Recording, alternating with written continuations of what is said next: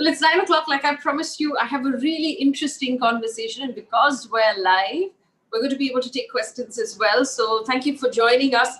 I'm very pleased to have Ambassador Nirupama Rao, Menon Rao join us right now. Quick introduction, if you don't already know, you should though. A distinguished diplomatic career spanning over 3 decades. She was India's foreign secretary. She was India's ambassador to the United States and India's ambassador to China, apart from many, many other very, very impressive positions that she has held. Greatly respected voice in the matters of foreign affairs and diplomacy. Very pleased to invite Ambassador Rao to this conversation. Thank you so much for making time for us. I know I've been hounding you for a while, but it's always a pleasure to have a conversation with you. So good evening. How are you doing in Delhi? Good evening, Faye. I'm in Bangalore actually, doing fine. And I live here, of course, and very happy to be on your show. Thank you for inviting me back. Great to see you. It's always nice to hear someone is in Bangalore. I know that there's really nice weather this time of the year. Absolutely. Also, you've escaped the ghastly pollution in Delhi. So my sympathies with those who are in the Delhi NCR region right now. We understand that it's really difficult. But focusing on the conversation that we had planned to have, how things are likely to change in the presidency of Joe Biden and his relationship with India, and what that means for us in terms of visas, in terms of our relationship with China, our relationship with Pakistan, and also, interestingly, how Joe Biden is perhaps going to look at the fact that we are now aiming to be Atmanirbhar when we go out to do, sort of trade conversations with other countries, but we're also telling our very large sort of market of, consumers to buy our own stuff. Is that something that's going to hurt us as well? So these are the various things we're going to talk about. And I'll also try and take questions from our audience while we're at it. My first and very obvious question to you, so you'll have to, indulge me here a little bit, is there was a lot of criticism on Twitter, and I must warn our audience that Twitter is not exactly an expert on diplomacy. But the fact that, the sort of relationship between Donald Trump and Narendra Modi that got written about a lot, there was the Howdy Modi event, there was the Trump event that happened earlier this year.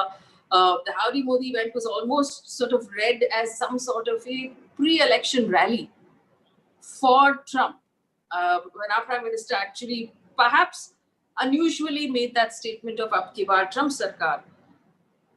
How did you read it? And do you see that as, will it come up in any way? Or is our relationship with the US so bipartisan and so secure over many, many years that this is just actually strategy that doesn't really matter? Well, Faye, it is true that Prime Minister Modi and President Trump shared a very unique and special chemistry between themselves. It's not that Mr. Trump was somebody who had this chemistry with many other world leaders. So this seemed quite exceptional and stood apart from the Trumpian diplomacy that you saw in action as far as the rest of the world was concerned. So it did help the relationship, there's no doubt about it. But you are looking at a bilateral relationship between India and the United States that has always, for the last at least 18, 19 years, been on an upward trajectory, cemented by our shared democratic values. And the fact that America had made a strategic choice during the George Bush administration, especially, to invest this relationship with a strategic importance. And that was built upon by succeeding administrations. Mr. Obama and Mr. Modi also had a good chemistry. And you saw that in action when Mr. Obama came here for Republic Day 2015. And at that time, they had also enunciated a shared vision for the Asia Pacific, which today we call the Indo-Pacific, which the Trump administration has given the titular description of the Indo-Pacific. But it's really significant that India and the United States have arrived at this strategic convergence about the importance of the situation in the Indo-Pacific. So all that was consolidated during the Mr. Modi's interaction with the Trump presidency. I have no doubt that during President-elect Biden's coming to the White House, he will be there January 20th, he has already said that this relationship with India is of critical importance. He has been a long time key ally of India during his years in the Senate when he was chair of the Senate Foreign Relations Committee. He was very, very clear that the strategic importance of the relationship with India cannot be underestimated or underplayed or undervalued. So he brings that tradition also to the presidency, to the White House, when he comes there in January next year. In fact, before I go on to the rest of the questions that I have, I did read an article where you mentioned the fact that you traveled with Joe Biden to India back in 2013. So you spent time with him personally. And you have said that he is familiar with all of the issues in the entire neighborhood of South Asia, that he's very invested in the Indo-Pacific, dealings, and he feels very strongly about India. What was he like when you traveled with him? Oh, he was very pleasant. He's, seemed like an old school politician. He would tell stories. He's a great raconteur. And he comes into the room and immediately engages with people. He's very warm. I think he, talks to you as if you're the only person in the room. He listens to you. He engages with you. So that is something that immediately disarms people, I think, who interact with him. Very convivial. As I said, he tells wonderful stories, like he told the story of the Bidens of Mumbai, who had been in touch with him from the time he was a young senator in 1972. He joked, in fact, that he could probably stand for election in India because he has this connection, this blood connection, as it were, some great grandfather who worked in the East India Company. So, and he spoke with eloquence and feeling about the relationship while he was here in Mumbai, about not only about the business ties between the two countries, but also the political strategic ties between two of the world's most important and largest democracies. So that trip to India was, in 2013, just before we had the general elections of 2014, and Mr. Modi was elected, and the BJP was elected and came to power, and Mr. Modi became our prime minister. So it was just before that, on the cusp of those events in 2014. But Mr. Biden, I think, left a very positive impression. And as I said, when India was in the doghouse after the nuclear tests of 1998, he was the person in the Senate Foreign Relations Committee as chairman who kept saying that do not underplay the strategic importance of this relationship. India is not a rogue state like Iran or North Korea. You have to treat it differently. And then during the time the civil nuclear deal was being negotiated in 2005, and later, when it was finalized in 2008, he again was a great cheerleader for India, and his support really was substantive. So he's always been known as India friend Biden, to put it telegraphically, India friend Biden. I do want to talk to you specifically about the China problem. And now, incidentally, China is not a problem just for us as India. China is a problem right now for many, many countries. And while you did call what Trump did diplomacy, there are a lot of people who wouldn't call it diplomacy at all, because he had actually managed to quarrel with many of the allies across the Atlantic. In Europe, they weren't seeing eye to eye. And so Trump was going more bipartisan than multipartisan, right? He just had these singular relationships that you mentioned. Is it likely that Biden, now taking over, will see more of a unification of many countries in the world against China, which will be beneficial for India as well? Yeah, first of all, Mr. Biden is a political pragmatist. And the second, and political pragmatism applies not only domestically within America, within the United States, but also on the external front, on the global stage. Now, when it comes to China, one of his aides recently described, after the election results were announced, that his foreign policy priorities, and this was reported in the Financial Times today, would be China, China, China, and then Russia. So 3 Chinas and 1 Russia, as it were. And in his 60 Minutes interview the other day, he said China was a competitor and Russia was a threat. That's how he spoke of the two countries. So on the China front, I think he fully understands that China has kind of shortchanged the United States, especially on technology theft, on IPR violations, and on the trade front. And that, this engagement with China that defined the China-US relations all these few decades will have to change. So there's no going back to the Obama years. It's not like, you're going to have restorationism, like, the Trump years are just set aside and then they restore everything that obtained during the Obama years. There's going to be a kind of reform of that position, a kind of more than an adjustment of the position. So the tensions with China are bound to continue. And this is a attitude, this is an approach that is bipartisan today in the United States, and that also informs the public space. China is the least liked country, not only in the US, and as you mentioned, across the globe. People have problems with China, just as we do. And China has made more enemies than friends in the last few months. And you've seen the werewolf warrior diplomacy has worked, and it hasn't really made them attractive to anybody. So when it comes to China, I think Mr. Biden will follow this essential direction, the strategic direction that you've seen developing, where China is seen, defined, and approached in adversarial terms. There's an adversarial definition to the relationship today. But I don't think he will transact a Cold War policy vis-a-vis China. It's, Mr. Biden is not an ideological person. He doesn't operate on those terms. That's not, ideology is not a word in his lexicon. So he is a political pragmatist, and he will engage China, for instance, on climate change, on nuclear weapons proliferation, these are and on global health security. These three issues, I think he will engage China.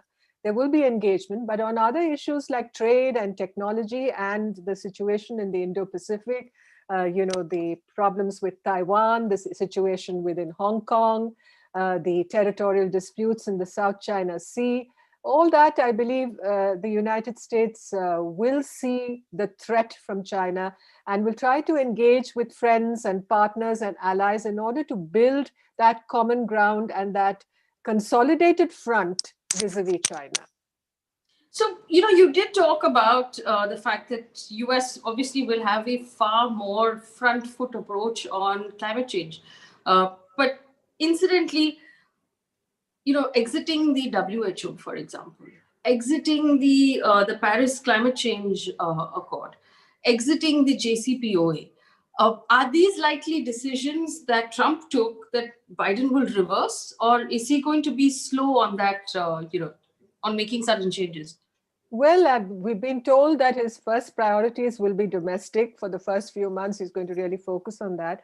But he's also said that the United States will re-enter the Paris Climate Agreement almost on the first day of his presidency. I think the whole issue of climate change, greenhouse gas emissions, zero carbon, the aims to achieve zero carbon levels, setting, deadlines for that, all that is very central to his policy externally.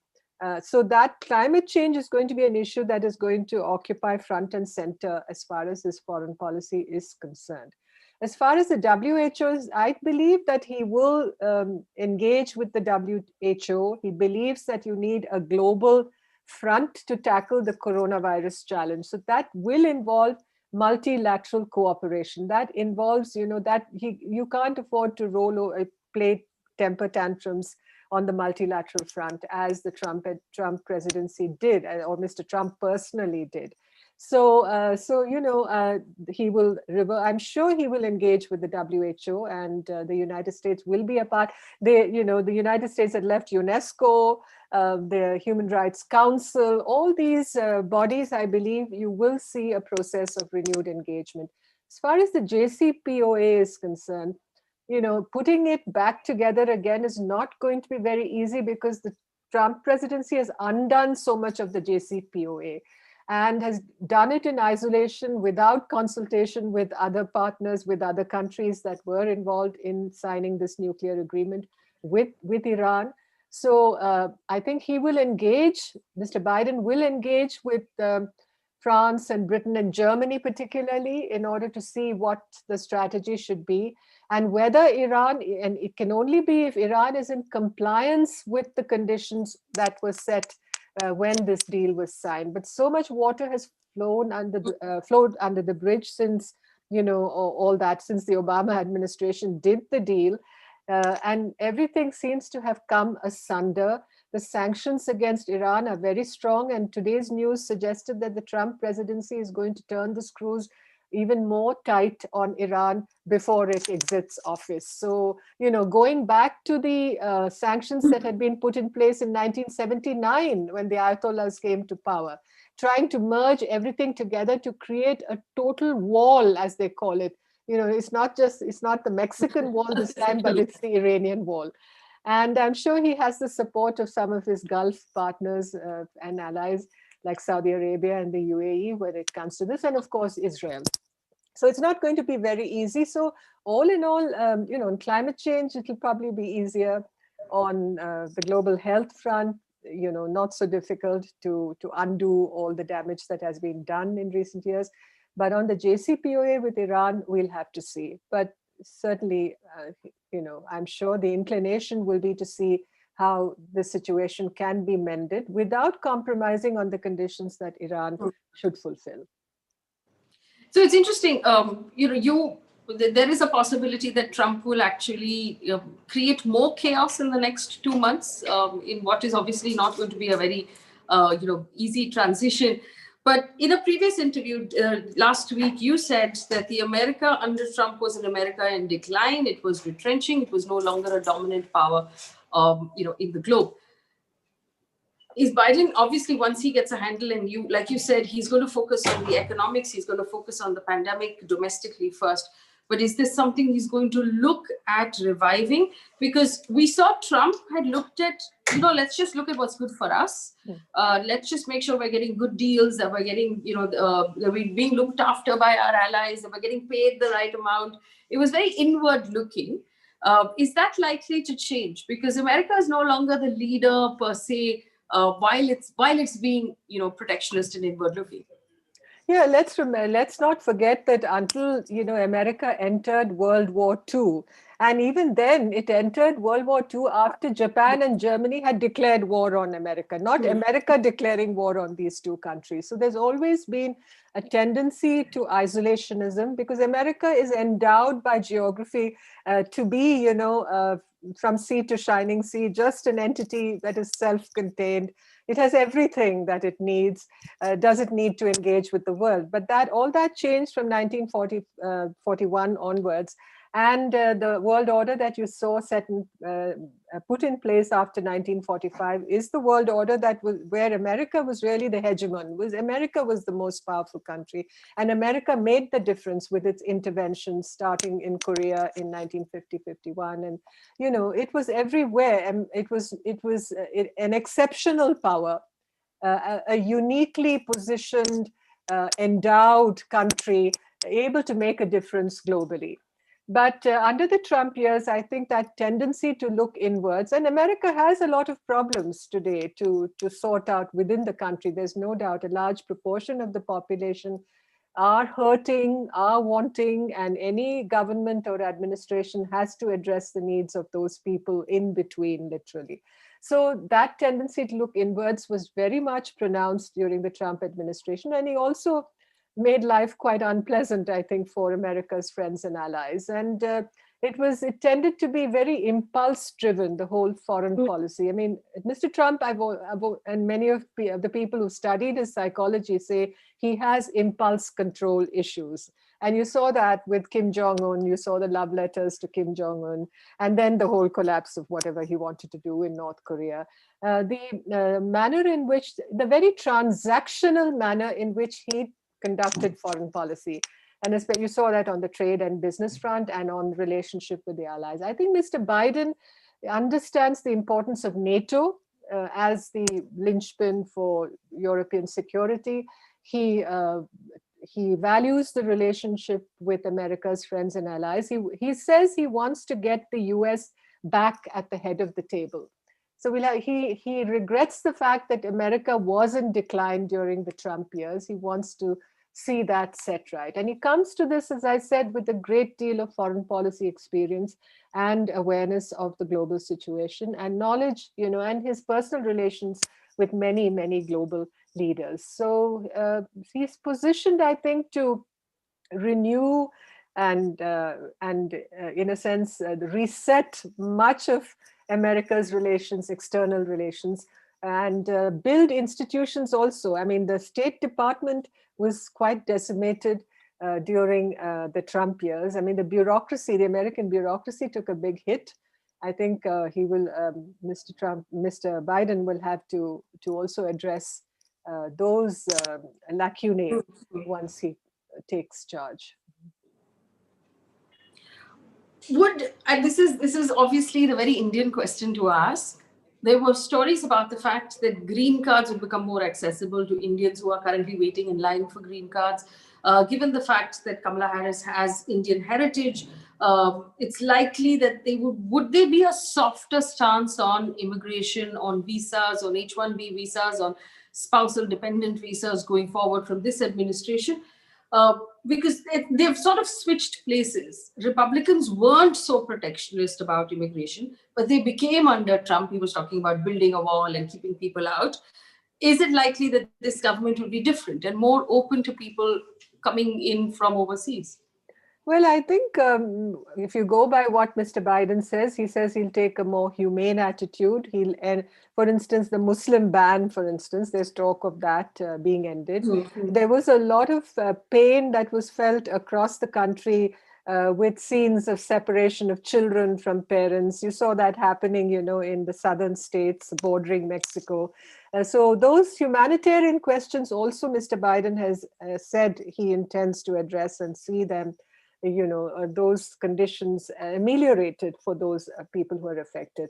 As far as immigration and visas are concerned, I think he values the contributions that skilled workers can bring to America, the value that they add. And the H-1B visas that are allocated to India really cover workers in that category, or, technical personnel and experts who come to America and contribute really to the American GDP and to American wellness and progress. So he says, to address that. And also the green card issue, there are reports that he has assured the Indian American community that things will be improved. The devil is in the detail. We'll have to see what really is promulgated and what really is announced once he assumes charge and becomes the president in January 2021. But as I said, the first focus will be on domestic priorities. It will be on the coronavirus pandemic. It will be on jobs. It will be on health security. It will be on interracial relations. It will be on infrastructure, education. These are going to be the focus, I believe, at least in the first few months. And he has to work, of course, with Congress. If the Senate is going to be Republican dominated, as some suggest, of course, there are 2 runoffs in Georgia, which happen in January. We don't know the outcome of that.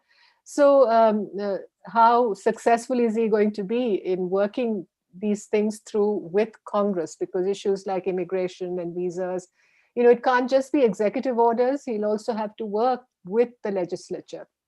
He has a lot of experience in doing that. He's a person, unlike Mr. Obama, who didn't have much success working with Congress. Mr. Biden comes from that tradition. And as I said, he's able to do deals. He understands the art of negotiation.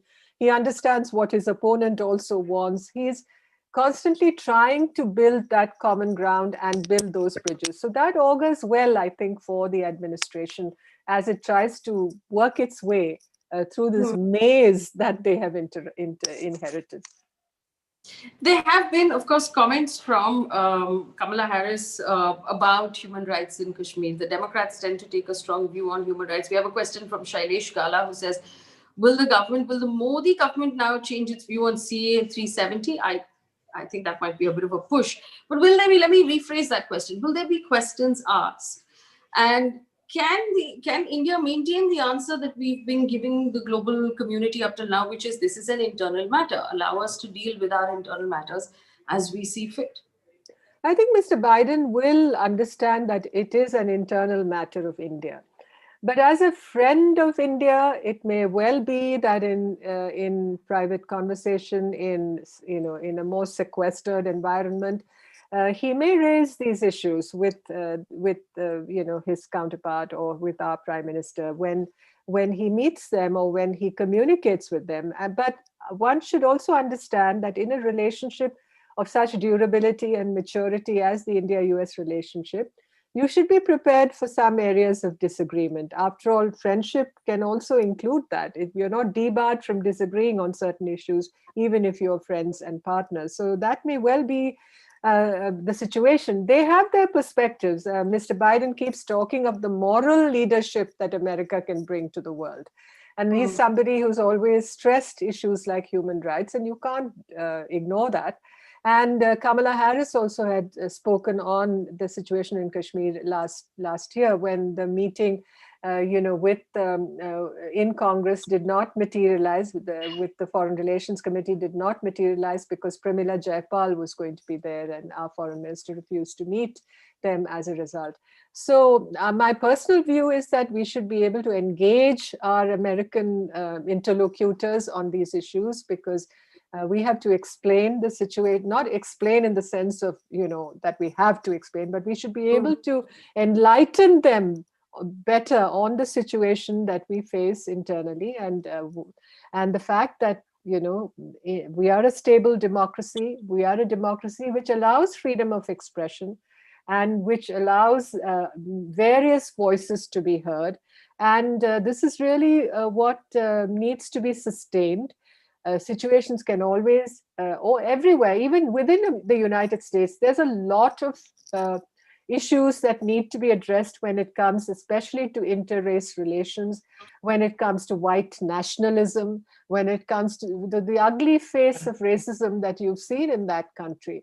So democracies such as ours will always have to deal with such issues. I believe it's part of the evolution it's part, it's within the history that our current history, both in America and in India. And that should not take away, I believe, from the partnership, from the overall interests and the validity and the legitimacy of the partnership. So the exiting of NGOs, global NGOs like Amnesty International, Greenpeace from India, being raided, having their accounts frozen, things like that, is that also likely to come up in these in conversations between the two countries? Because they will have it won't be a central focus, definitely. I don't think we should be having palpitations about this. I notice that a lot of commentary within India talks about this. Oh, Kamala Harris said this, Mr. Biden may have this attitude and they're going to make life difficult. I don't see why we don't have the confidence to address these issues if they are addressed to us by the Biden administration. We should hold our ground. We may well have legitimate reasons for the decisions we've taken. So we should be prepared. And it's not that we don't interact with foreigners and there are no foreigners who come to India to do social work or engage with our public. So India is an open country, definitely. It's not we haven't closed the door on effectively, debate. what you're saying is that India has a great reputation, with all of our allies for being democratic, for respecting our borders, for following, the general rules of human rights and our own rules. And these stray incidents we've handled in conversations up till now, we will continue to handle them. Absolutely. And I just want you to explain to my audience, if you would, because of the conversation that's happening at this point, in a relationship like the one that we've had for the decades between India and the US, which you have also played such a large role in, there are obviously the heads of state, which change every few years. But there is a larger machinery that keeps it engaged, which makes sure that the change of a head of state doesn't really derail everything, doesn't it? Would you take us through how that works? Well, there is a, yes, you're absolutely right, Faye. There is that larger system that holds up the relationship, and that ensures that all the moving parts are functioning efficiently. So that really is what sustains the process despite the change in government or the change in leadership. And this is a tried and tested system that has worked efficiently over the years. It's not just a new phenomenon that we are encountering. So systems work. I mean, even within the country, when there is a change of government, you've seen that, everything moves forward. There is a certain rhythm, as it were, just as there's a rhythm to life, there is a rhythm to these processes that is really, it accounts for the sustainable nature of any relationship, and that applies to bilateral diplomatic relationships also. And it's also a fact that within our own country, on most foreign policy positions, there is a bipartisan consensus. There is a consensus that operates across the political spectrum. Foreign policy has never been an issue on which there have been sharp divisions, and there's been conflict that has been difficult to really solve, and positions that are difficult to bridge. Right, and in the U.S., it's across both parties. There is a consensus about the fact that India is a friend and India as an ally. I also want to ask you about, India is not an ally. Perhaps we don't use that term, ally. But we are natural allies, as Mr. Vajpayee said. We don't use the word ally, but we are friends. We have a global, comprehensive, strategic partnership, as it's called today. That's the nomenclature that we use. But the comfort level, I mean, most Indians today favor the United States most when it comes to the foreign country that we are most affirmative about today. Yes. So that's the situation that has changed from before. The suspicions, that you saw during the Bangladesh war, for instance, and the Nixon-Kissinger approach to India at that time, and the way they hitched their wagon to Pakistan because Pakistan provided the bridge to China. That is far behind us today. Those days are far behind us. A slightly broader question, post pandemic, we're going to see, and we're already seeing many countries sort of become inward looking, in the sense that they will want to protect their own jobs, they will want to protect their own markets and their own domestic companies, as we have seen India also say, let's be vocal for local and become self-reliant, become Atmanirbhar. What impact will this have on trade globally, on relationships globally? Is this going to be an understood, accepted fact that everybody is going to want to become more protectionist? Well, I think there are protectionist instincts that have kind of atavistic instincts that have come to the fore again in most countries. I mean, even in the United States, it's not Mr. Trump, of course, did, all his actions were evidence of that very transactional and protectionist traits when it came to trade and economic interaction. But even Mr. Biden has been talking about the fact that you must favor US manufacturers and US service providers, for instance, when it comes to US government contracts, that he is in favor of penalizing companies which take away jobs and manufacturing out of the United States to other countries. So this is a trend because, people are hurting. People are hurting when it comes to livelihoods. People need to, you cannot ignore the needs of these sections of the population if you are to really call yourself a democratically functioning government and polity within any country. So and I don't believe also that Mr. Biden will be looking at new trade agreements during the early portion of his presidency.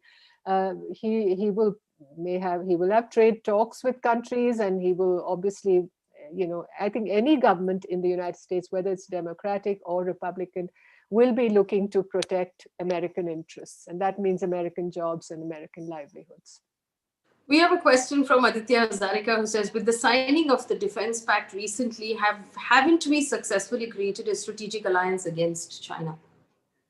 Well, there are many issues. I was listening to Ashley Tellis the other day, and he was talking of the fact it's taken about 20 years for us to sign these agreements. You know, the first one was signed, I think, in 2002 or 2003, and then 2016 we signed one, and then 2018 or 17 or 18 we did the third one, and now the fourth. So it's taken so long.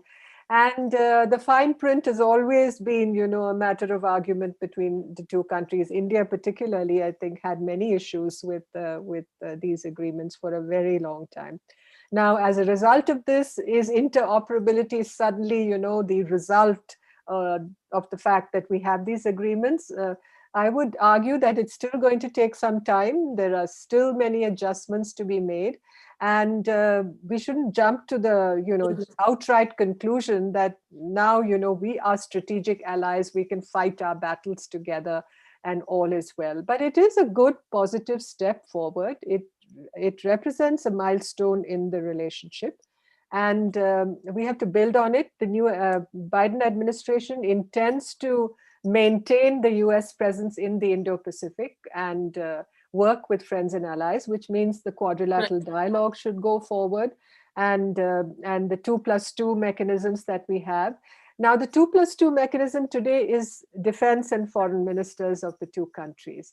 And it has evolved out of the strategic dialogue that that Hillary Clinton and Mr. S.M. Krishna, when he was EAM, had kind of laid the foundation stone for in 2009 when we had the first strategic dialogue.